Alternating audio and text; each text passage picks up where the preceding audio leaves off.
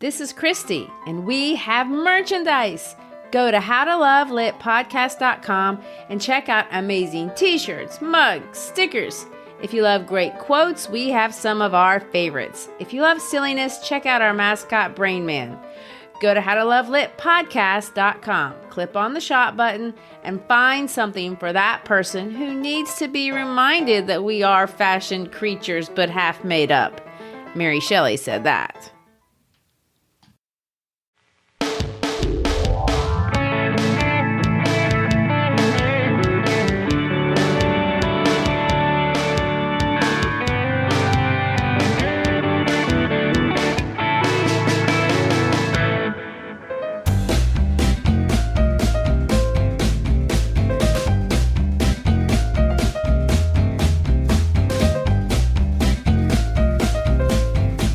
Hi, I'm Christy Shriver, and we're here to discuss books that have changed the world and have changed us.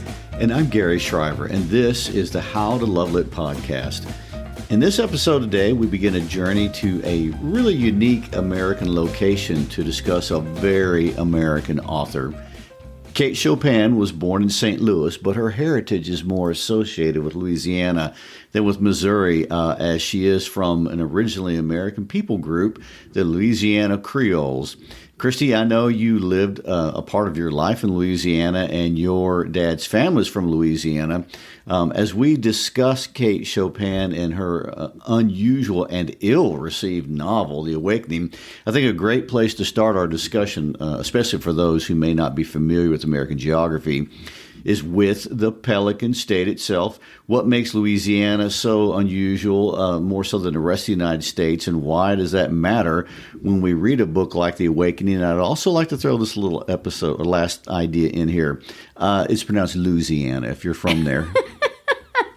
Well, there are so many things that people think about when they think of Louisiana. Mm-hmm. Louisianan distinctives, you know, if you've seen them in the movies, they are going to include Mardi Gras, crawfish bowls, jazz music, the bayous, the French Quarter of New Orleans, and don't forget the beignets. Yes, the most famous thing. I mean, the list of cultural distinctives is long, but just for a general reference, Louisiana is part of the American South, so it's a southern state. Now, that seems like it would be just like all the other southern states, and a lot of people think that all the South is the same, and there are things that are distinct or similar in these places: Alabama, Mississippi, Arkansas, Georgia, Tennessee, Florida, South Carolina, Virginia, Kentucky. There's others. After all these states, they seceded from the Union during the Civil War. They all had slaves to one degree or another. They've had racial tensions over the last 200 years. And of course, to bring it to more modern day, they're still deeply entrenched in some very interesting American traditions. Football, barbecue, guns, sweet tea, the Bible, a general admiration of good manners, which include addressing each other as yes, sir, and no, ma'am, and those kinds of things. That is the South. And just FYI, if you're in the South, being referred to as ma'am is not an insult. No, it's a compliment. It is. So I remember moving down here and being frustrated that I could never find anywhere that served tea without sugar. And when they say sweet tea down here, they mean like just one step short of maple syrup. I like it. Well, people do like it, and they feel strongly about it. I mean, in fact, a lot of people have a lot of strong feelings about this part of the United States, and some love the South, others hate it. I mean, it's part of the United States that's historical by American standards, although laughably young compared to other parts of the world, and it has some controversy even to this very day. Oh, yes. Yet, having said that, once you move here, it doesn't take you long to realize that the South is not one cohesive unit. Every state is very different. Historically and culturally, Florida was colonized by the Spanish, and they have very strong ties to the Spanish-speaking world, especially Cuba, to this very day. Virginia is the seat of government, and it's still the heart of American politics.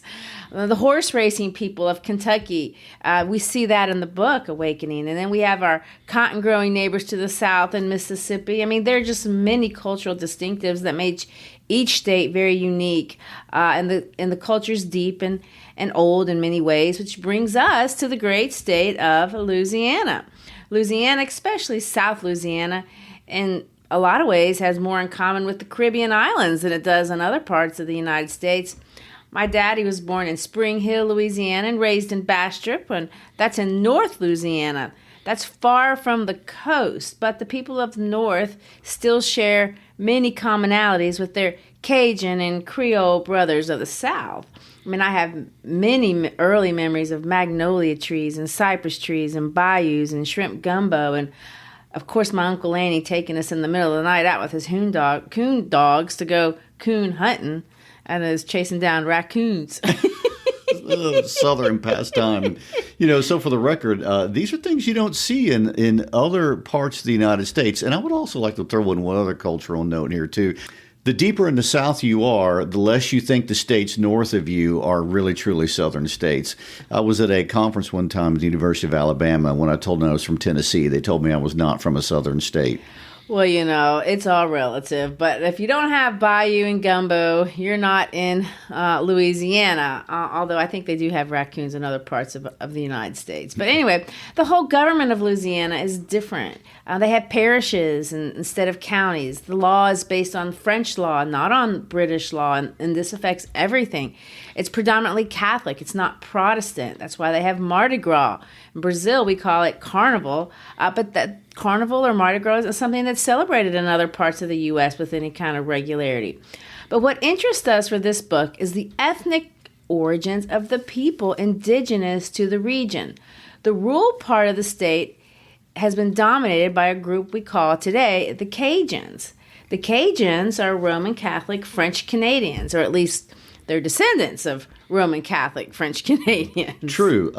They were run out of the captured French colony called Acadia in northeastern Canada. It's actually termed the Acadian diaspora. Acadia was in the maritime provinces up on the Atlantic side near the United States state of Maine. And that part of Canada was very British, hence the obvious antagonism if you were French. Well, that word Acadian, over time, Acadian turned to Cajun. But in the book, The Awakening, they still refer to these people, and you'll see it in I think chapters 12 to 14, something like that. They still call them the Acadians. But that's one people group. We also have another distinctively Louisianan people group, and those are the Louisiana Creoles. This group of people ethnically are entirely different from the Cajuns, although they also speak French. Our author today, Kate Chopin, was a Creole, and she wrote about Louisianan Creoles. Gary, before we introduce Miss Chopin, a local color, and her influential work, The Awakening, let's talk a little bit about these remarkable people. Who are the Louisianan Creoles? Well, let me preface by saying, as Kate Chopin would be the first to admit, history is always messy. People intermarry, languages get confused and muddled. So when we talk about distinctives, we are talking about generalities. Yeah. And if you want to talk about Creole people, the first word that must come to mind is multicultural. There are Creole peoples all over the Caribbean, and Haiti is the first country that comes to mind. So we need to be careful as we speak in generalities. But the first generality you will notice of the Louisianan Creole people shows up in the first chapter of Chopin's book. And that is that they also speak the French language, except for the Louisiana Creoles. That can mean really two different actual languages. Today, and the latest stat that I saw was from May of 2020, there are 1,281,300 that identify French as their native tongue, and that would be colonial French, standard French. The speakers of the world would include both people groups, the Cajuns and the Louisianan Creoles. But what is even more interesting than that is that the language Louisiana Creole is its own distinctive indigenous language and is not the same as Haitian Creole or Hawaiian Creole or any other form of Creole where you might want to hear that word. Goodness.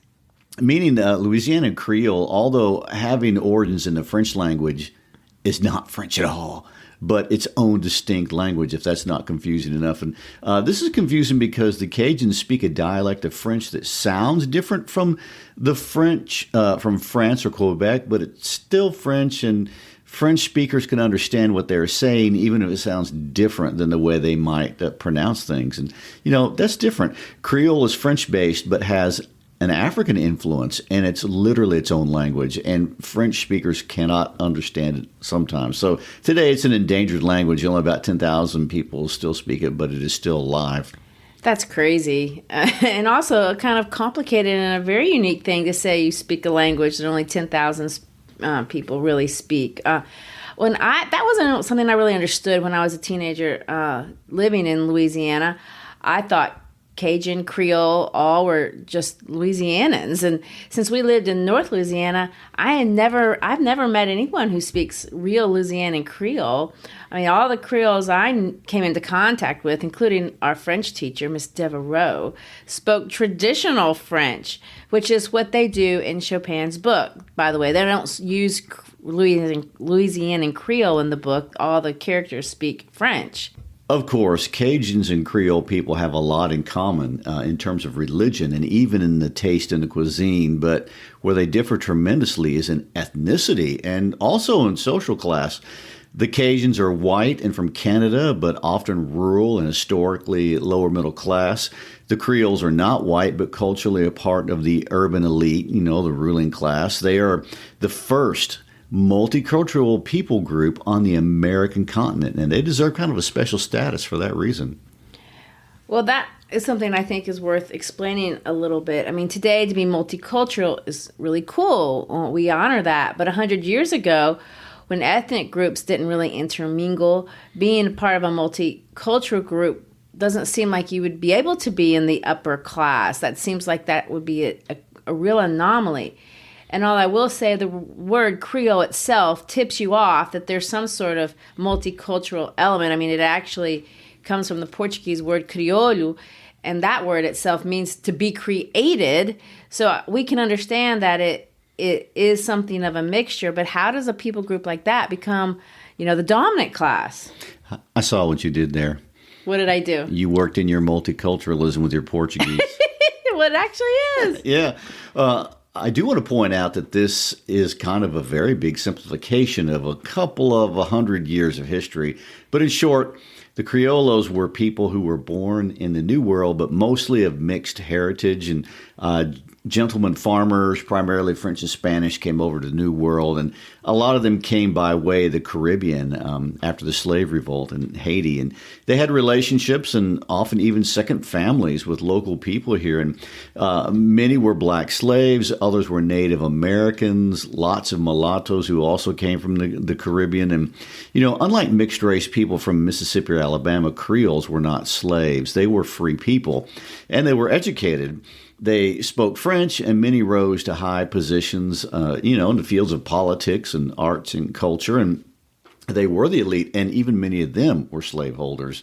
Now, I will say that most chose to speak colonial French over Louisiana Creole as they became more educated. Also over time, as we got closer to the Civil War era, being mixed race in and of itself got pretty complicated with the black-white caste system of the South, which, that's a whole nother story in and of itself. And as a result, you had Creoles who were identifying as white and others who didn't. Chopin's family were white Creoles. But regardless of all that, in the 1850s and through the life of Chopin until today, Creoles are a separate people group that really identify themselves as such. They are a proud group of people who worship together and connect socially together and often build communities around each other. They have societal behaviors and customs that set them apart, and we learn by looking at life through Edna Pontellier's eyes to have a culture that can be difficult for an outsider to penetrate if you really marry an insider. And so enters Miss Kate Chopin, born in 1851 to a mother who was a Creole and a father who was Irish. Now notice, both Catholic. She was not born in Louisiana, but in the large Midwestern city, one we've talked about before, St. Louis. St. Louis at the time had a rather large Creole population by virtue that it's a city on the Mississippi and it runs, it's north of New Orleans. And her mom's family also was part of this elite class. They were old, they were distinguished. They actually called them in St. Louis the Creole aristocracy. That was the term that they used. Kate grew up speaking French as a first language, as many Creole people did. And she was raised in a house that had 3 generations of very independent women. It was actually a household only of women. She received an exceptional education, was interested in what they called back then the woman question. So this gives you a little bit of an indication that she's kind of a progressive family, if you want to think of it that way. So progressive, and I'll give you an example of what that meant in the 1850s or 1860s.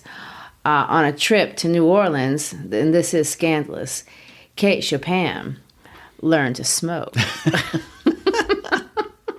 Oh, did she smoke behind the high school gym or in the bathroom stalls? Who even knows? But what we do know is that by age 19, she married the love of her life, another Creole, Oscar Chopin.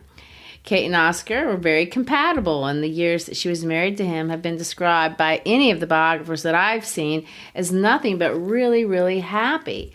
They lived in New Orleans at first, and then to Natchitoches Parish in the central part of Louisiana, where Mr. Oscar owned and operated a general store. Now, they were married for 12 years, and this is one of those details that would wipe me out if I was a woman at this time period. In those 12 years, she had 5 sons and 2 daughters. Well, they had, but... Oh, my gosh. Is that confirming Catholic stereotypes of large families of the age? I know, right? That's just a lot.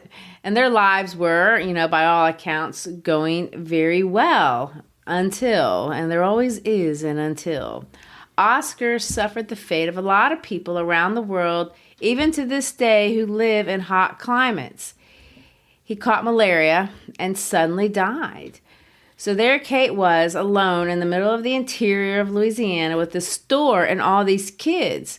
She ran it by herself for over a year, but then decided to do what lots of us would do in that same situation. She moved home, back to her hometown of St. Louis so she could be near her mother. I didn't mention it before, but I probably should have. Her father died in a terrible railroad accident when she was just 5, and her brother died in the Civil War. So basically, at this point, with the death of her husband, every man that had meant anything to her in her life had died. One of Kate's daughters had this to say later on in life, talking about her mom. She said this: "When I speak of my mom's keen sense of humor and of her habit of looking on the amusing side of everything, I don't want to give the impression of her being a joyous, for she was, on the contrary, rather a sad nature. I think the tragic death of her father early in her life, of her much-beloved brothers, the loss of her young husband, and her mother left a stamp of sadness on her which was never lost." Wow. Goodness, that is a lot of sadness. Well, it was, and it took a toll. When she got back to St. Louis, their family OBGYN, or Dr. Colbenheiner, I guess that's not totally sure how you say his name. Colbenheiner. He was a family friend besides a doctor. He encouraged her, really talked her into studying some French writers, and for the sake of her own mental health, take up writing. So she took his advice, and she studied Maupassant and Zola, and at the age of 38, a widow with 6 living children, she began a writing career. A career, sadly, that would only last 5 years. It started great. She was super popular. But then she wrote a scandalous book and was canceled. And I mean totally canceled. 5 years after the publication of her scandalous book, that today we call The Awakening, she had a stroke and died, which is sad, but, the book didn't cause a stroke. But at the time of her death, Kate Chopin, as a writer, was virtually unknown, forgotten, completely uncelebrated. So what do you mean by canceled? I mean, that sounds like a crazy story for a mommy writer, especially back in the 1890s. Well, I know it is. And when she started writing, like I said, she was super popular. In some ways, it reminds me of Shirley Jackson's story, honestly. She wrote short stories for magazines for money. What made her work popular, at least in part, was because she was writing about this really interesting subculture of America. People loved it. Although she was living in St. Louis, her stories were all set in Louisiana among the Creole people. This movement in American literature, where authors focus on a specific region or a specific people group, is what today we call local color. And she had this ability to showcase the local color of the Creole people, and that's kind of what led to her success. You know, subcultures are so fascinating to me, and I'm always amazed at how many different subcultures there are. And, you know, I'm not just talking about ethnically. I mean, there are endless subcultures on this earth, and most of the time we don't even know what we're looking at. Oh, for sure. And as I look at you in your office, I think guitar players are their own subculture. We are. They speak their own language, have their own passions. You probably have your own foods. All we need are good guitars. That's all it is. Do I sense a bit of mockery in your voice? Maybe. But you are right. We do have a little bit of a subculture. But if you think guitars are a subculture, what do you, think of my cousin who is neck deep into Harley Davidson culture and goes to Sturgis, South Dakota every year? True. And there are hundreds of thousands of people who participate in all kinds of subcultures all over the world. And of course, we're talking in jest about hobbies, and that's not, actually the same thing as an actual ethnic subculture in any location. But understanding or just seeing behind the fence of someone else's experience is fun. The idea of living life vicariously through the stories of others that are so radically different or who live a very different life than you do, that's one of the things I love most about reading. In the real sense of the term local color, though, as it was actually termed in the movement after the Civil War, authors were using settings from different parts of the country, and it made their writing kind of feel romantic because people weren't familiar with these locations.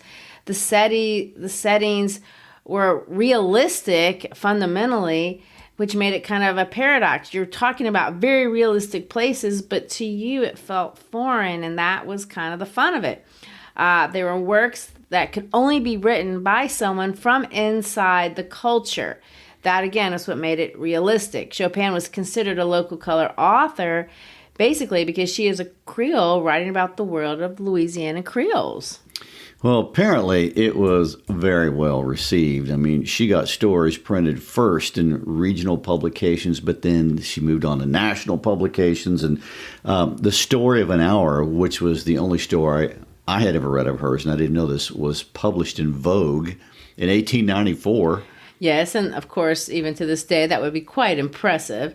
But Houghton Mifflin, the publisher that to this day publishes quite a few high school literature textbooks, actually published a collection of her stories titled Bayou Folk. That tells you just in the title that she's playing up this Louisiana connection. But that book was a success. Chopin, who kept notes on how well all of her works were doing financially and otherwise, wrote that she had seen over 100 press notices about her book. It was written up in The Atlantic, and it was written up in the New York Times. And people loved how she used local dialects. They found the stories, and I will quote the critics here, charming and pleasant. She was even asked to write an essay on writing for the literary journal Critic, which I thought was kind of a really insightful thing to read about her. Of course, all these things sound like a woman bound for monetary and critical success and stardom for her day. And that's what was happening. Her trajectory kept ascending. She was published in the Saturday Evening Post, and that is a big deal. Everything was moving up, up, up, until, ironically, the awakening. The awakening was too much, and she crashed immediately, and she crashed hard. When I read these reviews from 1899, it's so interesting how strongly they reacted. I'm going to read a few of those reactions. Her local paper, the St. Louis Daily Globe Democrat, wrote this: "It is not a healthy book. If it points any particular moral or teaches any lesson of the fact, it is not apparent. The Chicago Times-Herald wrote, "It was not necessary for a writer of so great refinement and poetic grace to enter the overworked field of sex fiction. This is not a pleasant story." I mean, here's another one. "Its disagreeable glimpses of sensuality are repellent." This is one of the most popular artists of the day. I mean, she was not prepared for this kind of reaction. She didn't expect it. She was expecting people to see it as kind of the American version of some of the things she'd been reading in French that had been published in France, without this kind of controversy. Her treatment of sexuality, you could see from those reviews, was really what got her in trouble. And maybe if her protagonist had been male, she could have gotten away with it. Maybe if she had been male, she could have gotten away with it. In fact, I'm pretty sure she would have gotten away with it because we know of other writers of her times that did. But a woman discussing how women felt about sexuality, and let me just say this, if you haven't read the book yet, this is not a Harlequin romance. It's not steamy. It's not graphic like that. So she's not talking about, vulgar things and descriptive tones. It's very polished. She shows deference in the way she expresses things. The problem wasn't in how she was treating sexual content. The problem was she was discussing how women felt about sexuality in a very realistic way. And people were not, ready to be vulnerable about intimacy at that level. Especially in 1899. No. I tell students all the time that in American politics, sexual issues have always been used as a wedge to define people's positions as good or bad. And nothing will generate more political interest and controversy than a sex topic. And that has not changed in the American political scene in 200 years. And is something our European and Asian friends have mocked us about for just about as long.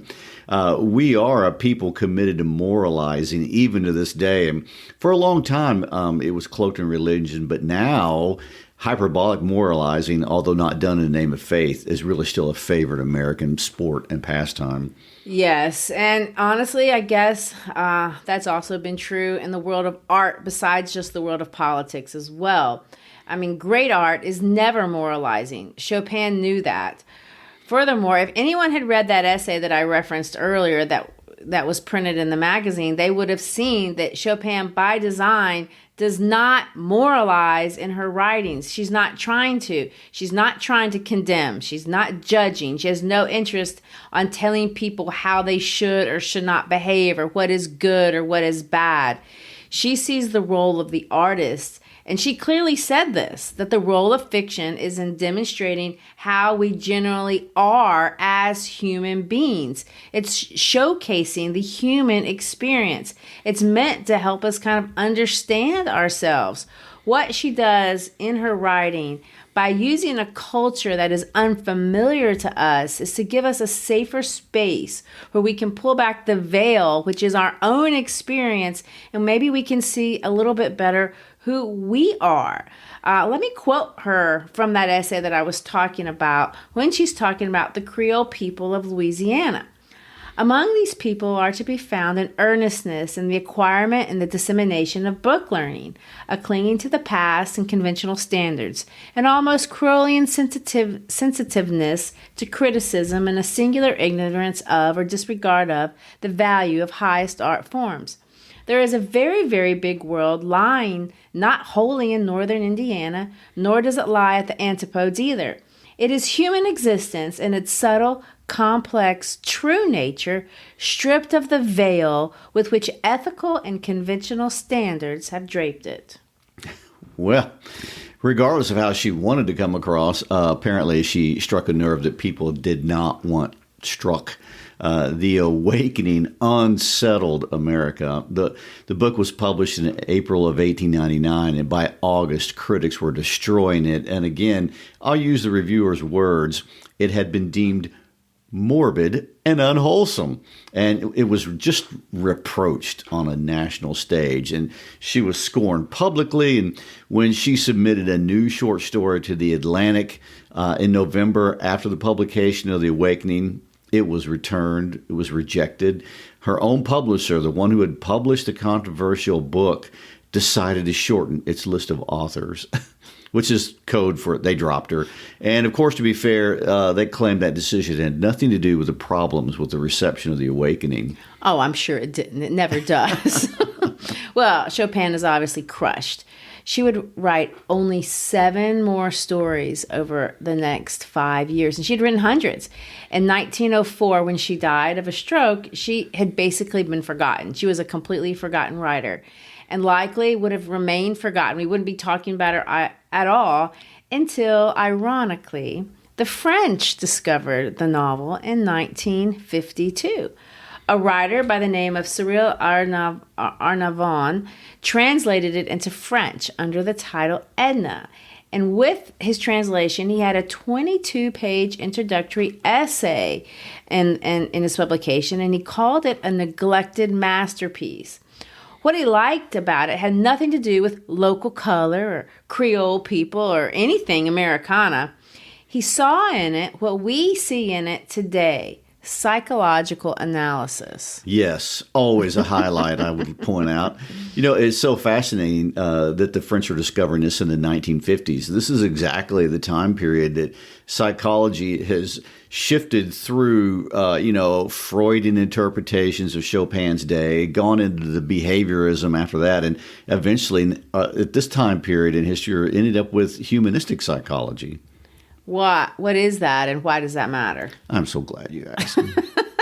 Well, with Freud, everything is secret and we're ruled by unseen forces that we don't understand without psychoanalysis. And Chopin's book came out when this was how we were looking at the world. And after him came Skinner's behaviorism, which really was saying that everything can be reduced to rewards and punishments, very evolutionary. We're just animals reacting to the environment. And humanistic psychology is this third way of looking at things. And it's really empathetic. And names like Carl Rogers, people like that, were looking at life with the idea that it's just plain difficult to be a human, and we need to understand this complexity.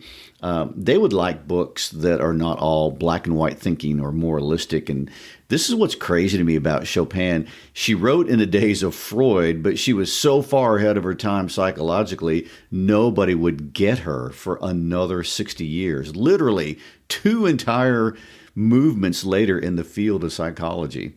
Well, when they got her, they got her. In 1969, a Norwegian critic by the name of Per Sejersted brought her out in the open in a very big way. And this is what he said. Chopin, and I quote him here, by the way, broke new ground in American literature. She was the first woman writer in her country to accept passion as a legitimate subject for serious, outspoken fiction, revolting against tradition and authority with a daring which we can hardly fathom today, with an uncompromising honesty and no trace of sensationalism. She undertook to give the unsparing truth about woman's submerged life. She was something of a pioneer in the amoral treatment of sexuality, of divorce, and of woman's urge for an existential authenticity. She is in many respects a modern writer, particularly in her awareness of the complexities of truth and the complications of freedom. Finally, people were understanding what it was she was always trying to do. That's exactly what she wanted to do. Show the complexity of being human. Here's another Chopin quote. And this is what she's talked about when she was alive and as her role as a writer. She said this: the role of a writer, quote, is thou shalt not preach. Thou shalt not instruct thy neighbor. Or at one point, she quotes her great-grandmother, Carval, who was extremely influential in her life. She used to tell Kate all the time. She would say this: one may know a great deal about people without judging them. God does that. Sounds so Southern. Well, she was immediately resurrected, and today she is considered one of America's premier writers. What a crazy story. Well, I know, and it didn't hurt, I want to say, her reputation at all, that at this exact same time that she's being discovered in Europe, the women's movement is taking off in the United States. So finding an unsung feminist writer could not have hit at a better time of history. Yeah. I thought she was a feminist writer, but you don't see her as that?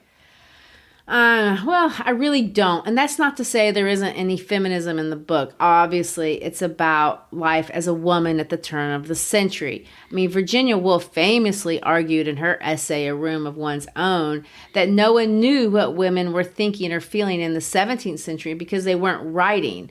Well, you can't say that about Chopin.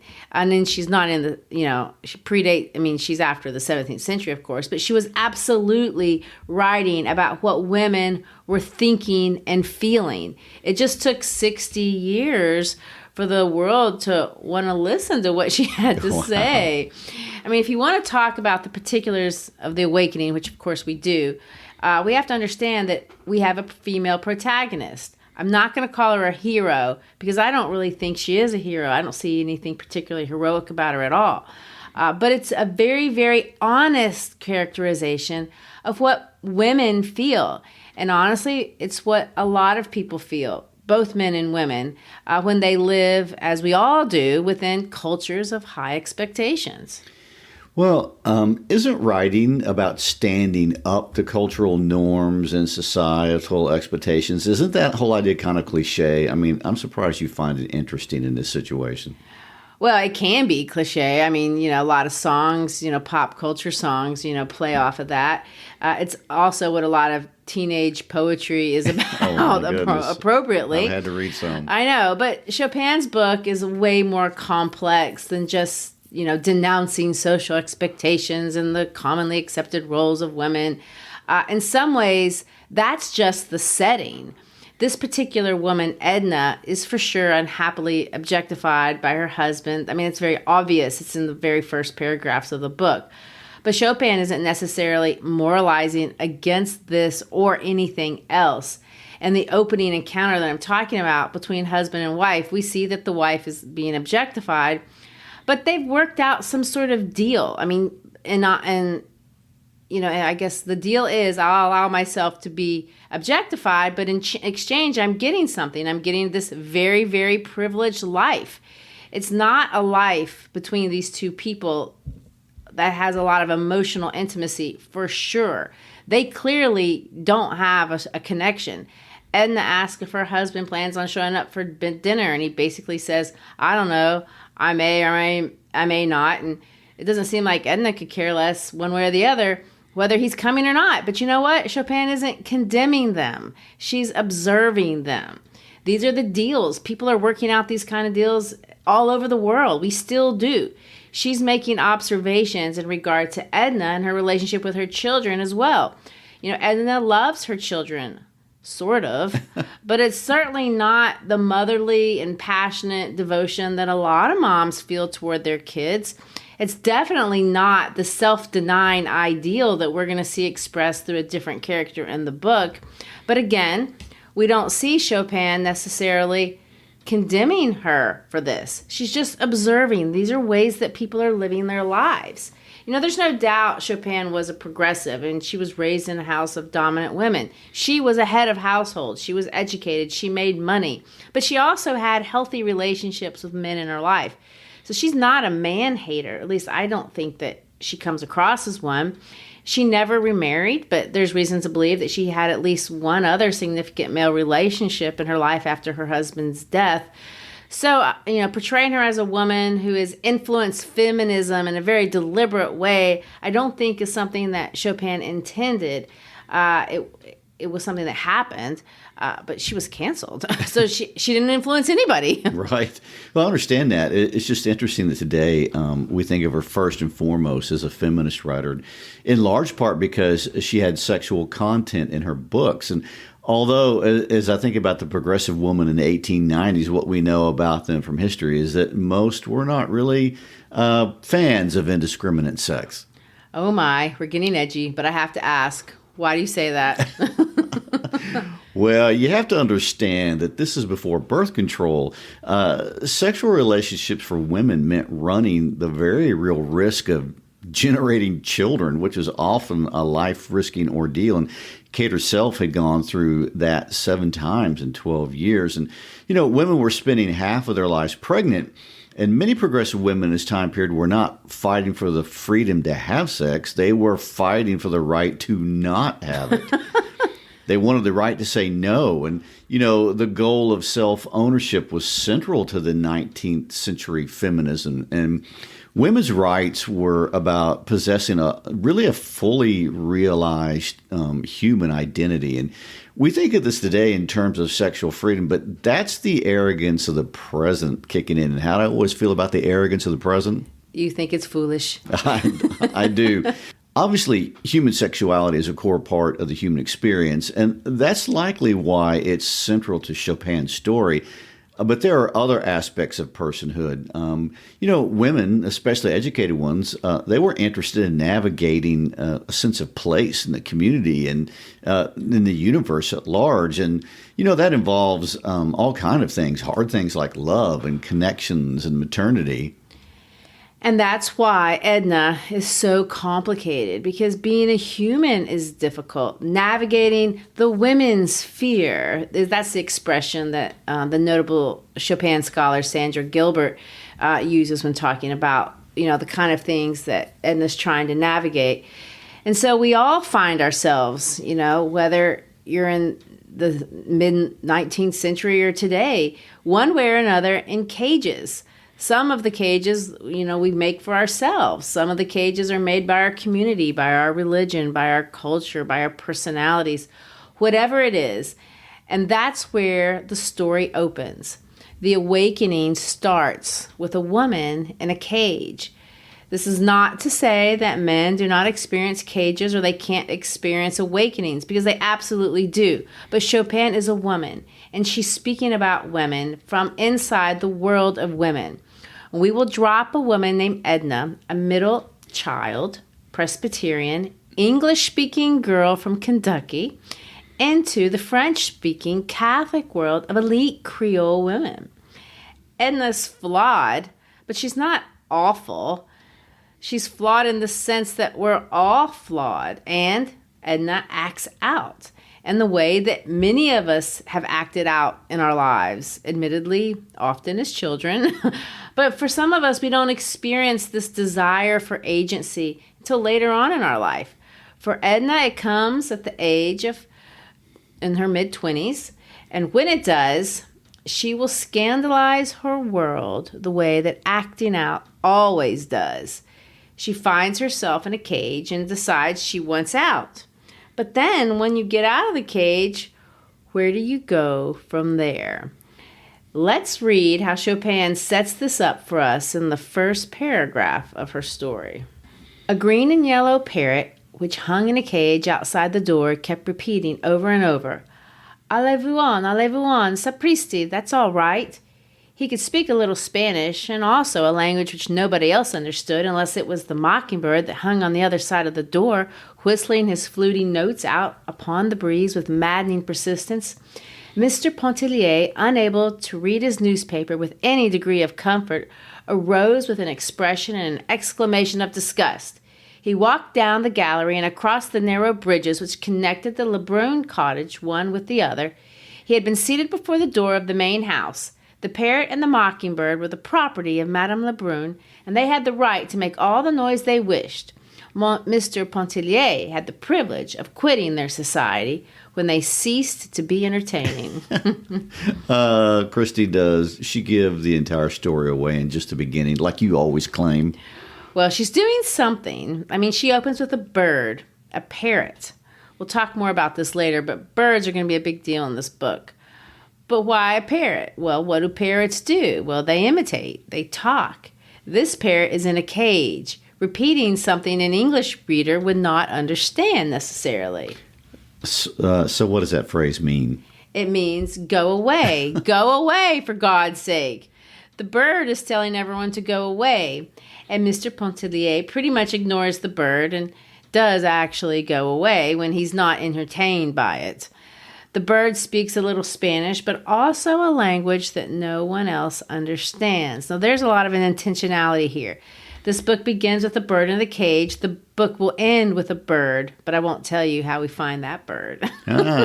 So those 19th century writers were always using those symbols on purpose, huh? Well, they really do. And if this one is our protagonist, which we can see that it is, perhaps, she's beautiful. Our protagonist is also in a cage. And although she can talk, she cannot articulate well something that can be heard properly or understood. And so that is our starting point. I think it is.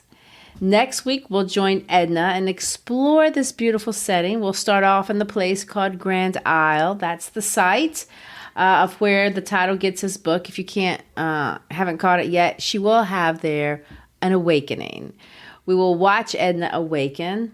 But then, we know from our visit with Camus, that is only step one. What do you do then? Indeed. Now what? Well, thank you for spending time with us today. We hope you've enjoyed meeting Kate Chopin and jumping into the first paragraph of her lost but rediscovered American masterpiece, The Awakening. And if you did, please support us by sharing this episode with a friend, either by text, by Twitter, Instagram, email. That's how we grow. Also, if you have a favorite book you'd like us to discuss, you're always invited to connect with us again via all the ways that modern people around the world do. And check out our website at howtolovelitpodcast.com. Get yourself a mug or a shirt. There's always that. Well, peace out.